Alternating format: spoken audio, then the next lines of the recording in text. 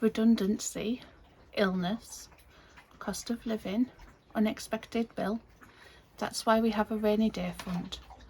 That's why we have extra tins in the cupboard just in case. But what happens when the rainy day fund runs dry and the tins out of the cupboard are gone and the situation hasn't changed?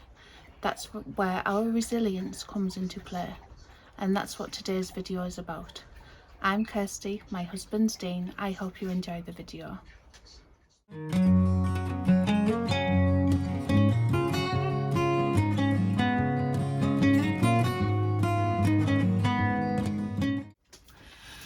Hey everybody, you've caught us here in our little area that we usually film in.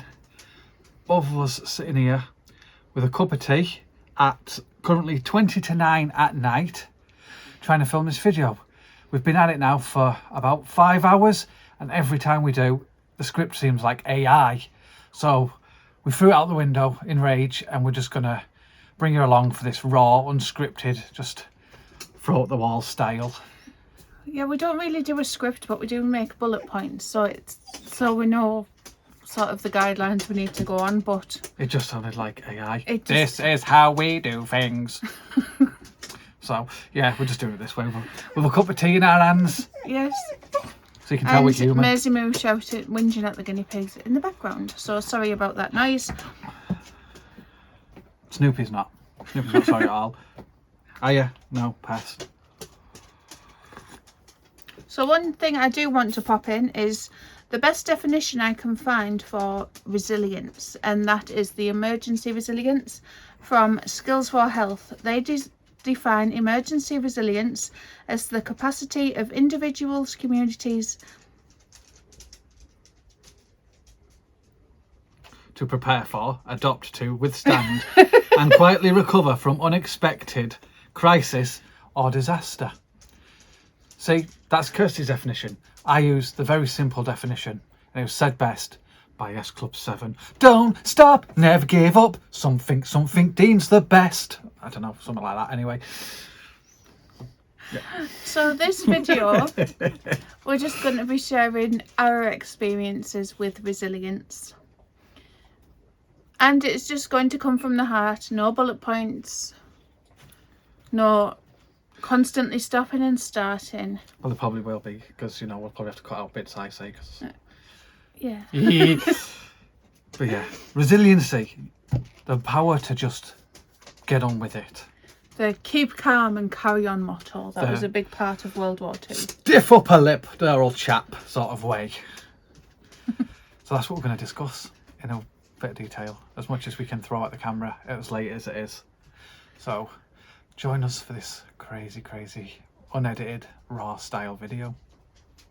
So when I first heard the word resilience, it was when I was a child. I was in school and there was a lovely little boy getting picked on by some older children, and a member of staff said to another member of staff, "Oh, well, it will make him more resilient."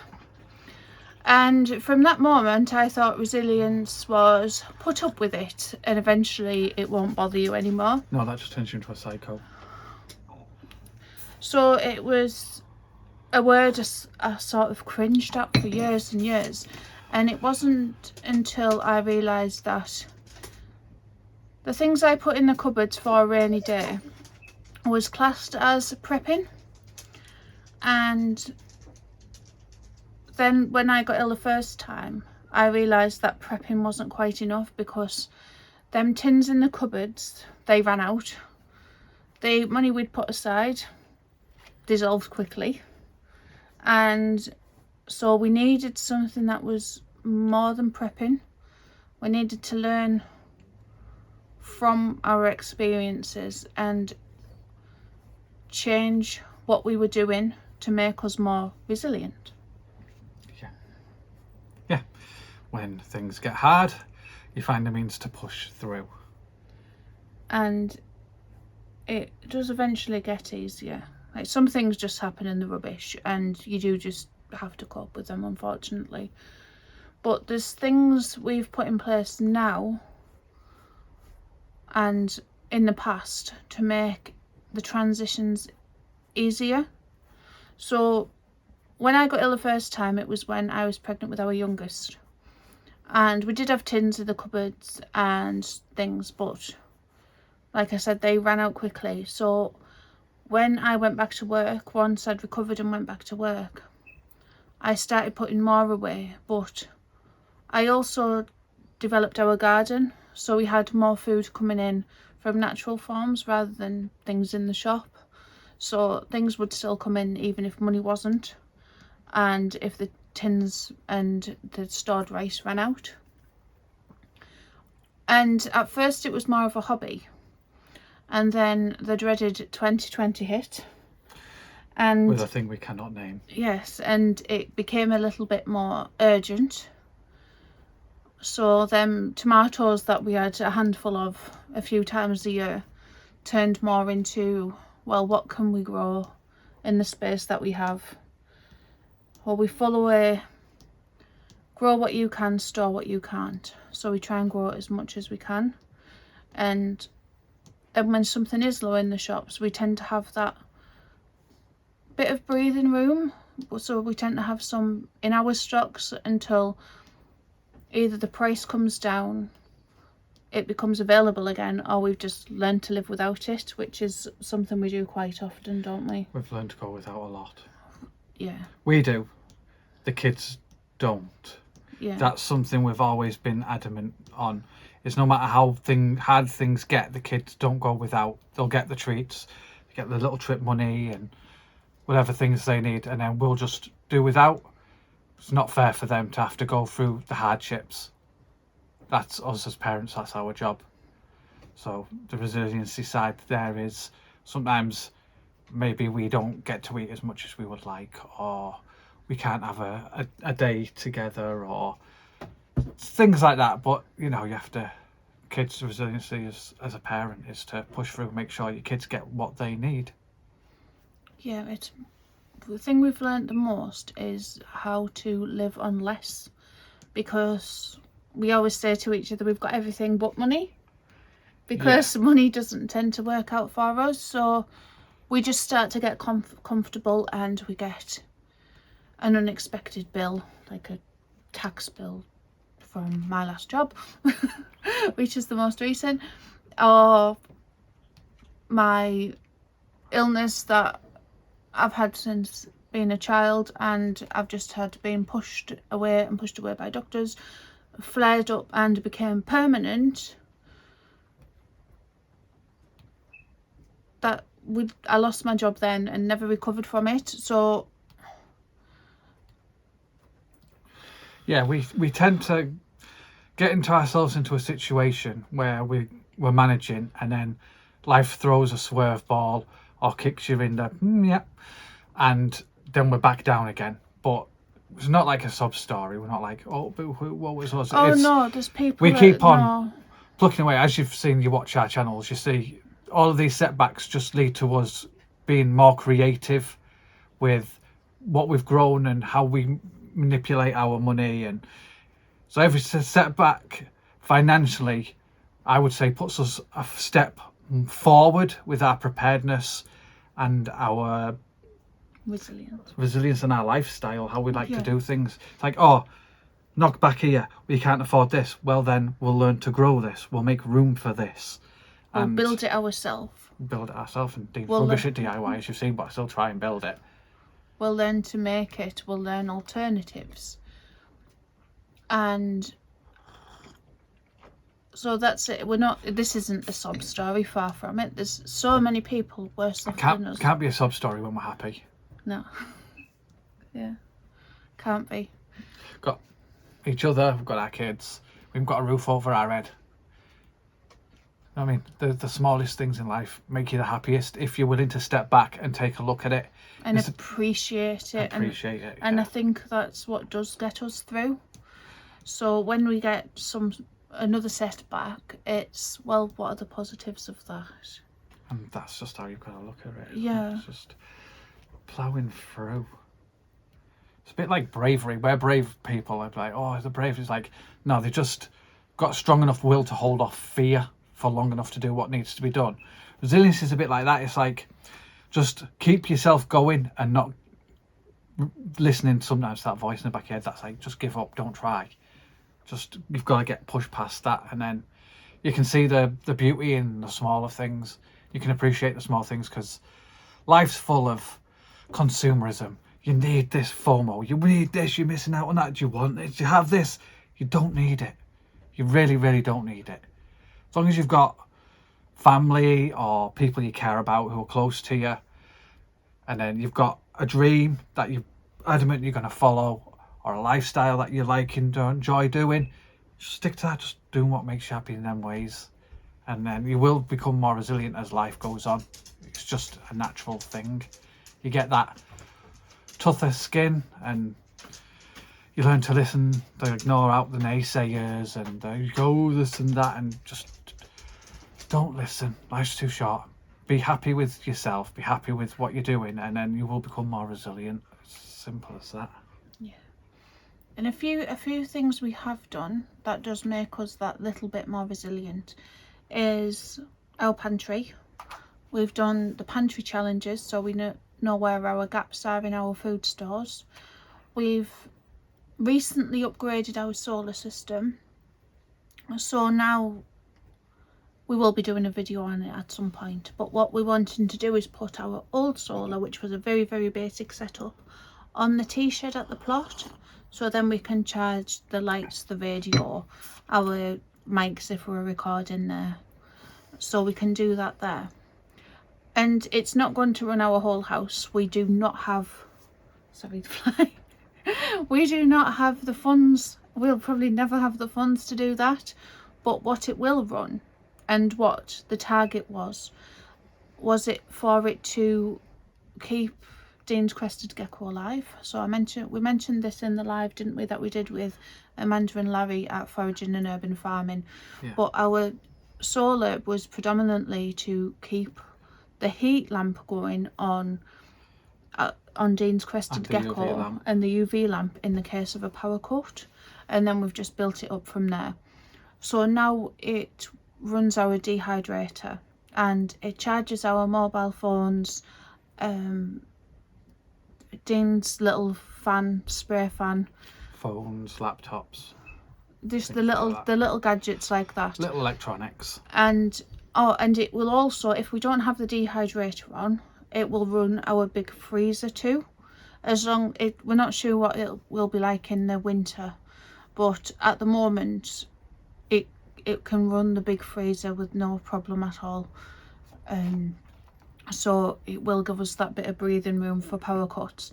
Anything else, it doesn't matter. We've got different ways of boiling the kettle. We don't use an electric kettle anywhere. On a hob. We have a whistling kettle on the hob. But we've got little travel burners. Yeah, we've got the camping stove. So we've got them. The little camping kettle that would run on the solar in case of emergencies. We've got the coal and wood to do the fire pit, so we can always have a cuppa, because our water filter is gravity, not electric. So yeah, we're trying to, for us to be resilient and for it to have minimal impact on us, it's to not go back to the old days. Not like that at all, because we do YouTube. We can't go completely back to the 40s or anything.